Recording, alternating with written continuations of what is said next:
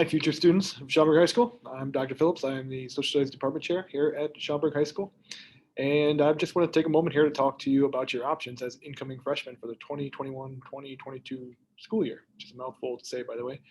We look forward to having everybody into the school building next year and doing the things we love to do in person. Wait, what's that?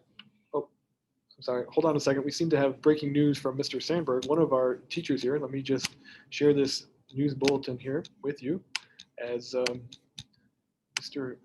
Sandberg interrupts.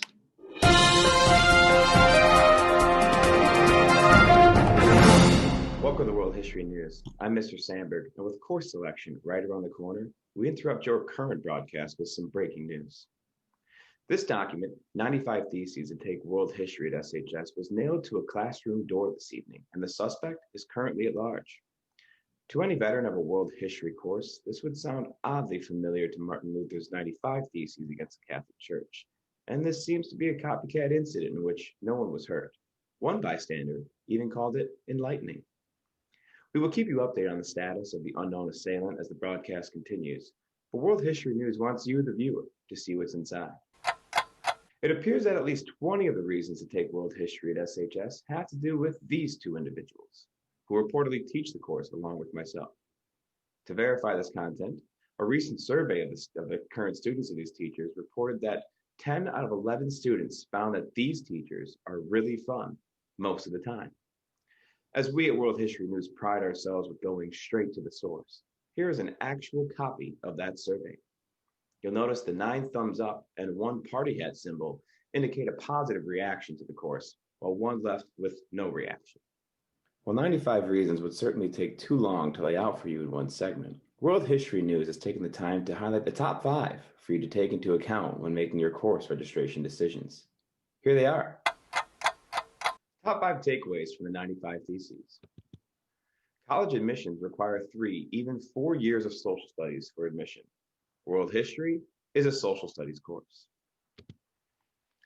World history sharpens a wide variety of skills, including, but not limited to, literacy, writing, analyzing charts and graphs, interpreting sources, and developing arguments. You might catch a glimpse of the Julius Caesar impersonator, as he can only be found in the social studies wing of SHS. What's that? This just in, the social studies wing has reported that the Julius Caesar impersonator is the primary suspect. Here's the last known photo of the Julius Caesar impersonator. If you have any information, please join World History today and inform your teacher on the first day of class. Takeaway number 4, world history better prepares students for an increasingly connected world, paving the way for beneficial interactions with people all over the world for work, studying abroad, or leisurely travel.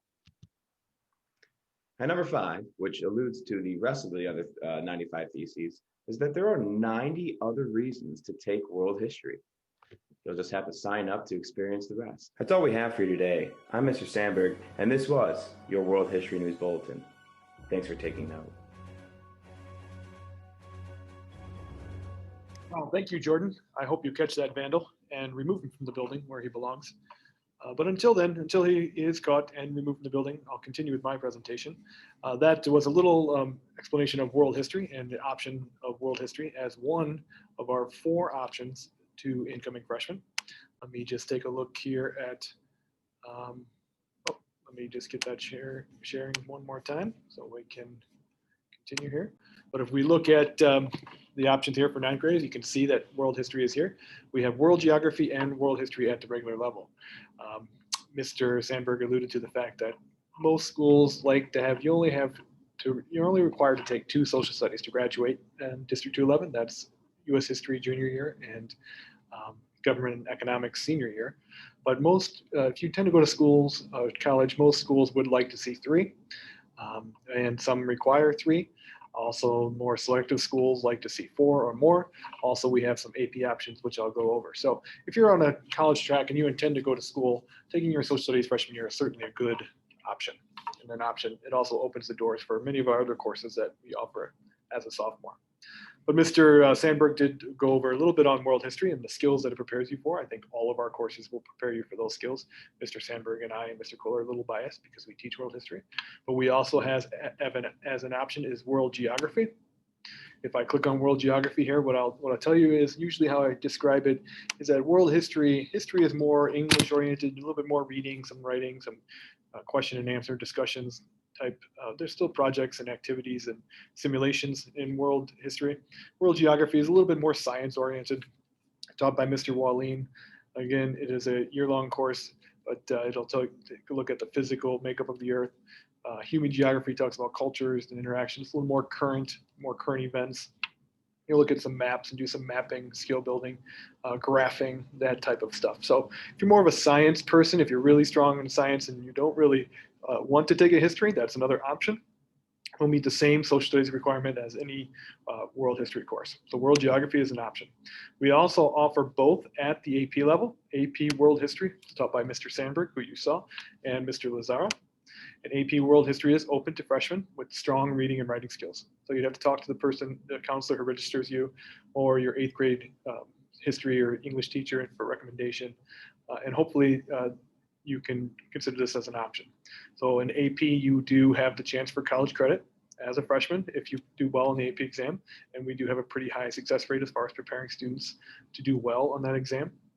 It is a year-long class. You do have to commit to the whole year for AP World History. And it does require some, again, strong reading and writing, but it's a class that will challenge you a little bit. But if you're ready for that challenge and you want to take an AP class as a freshman, that is an option. Another option at the AP level, again, is AP Human Geography. Same thing, will prepare you for the AP test, which could get you college credit. Both of these are open to freshmen. Again, Human Geography is a little more science oriented. We've got population graphs and things of that nature versus interpreting, writing, and reading. Okay, so it'll look at cultures and interactions of people over time and in current events. So Human Geography is also taught by Mr. Wallin.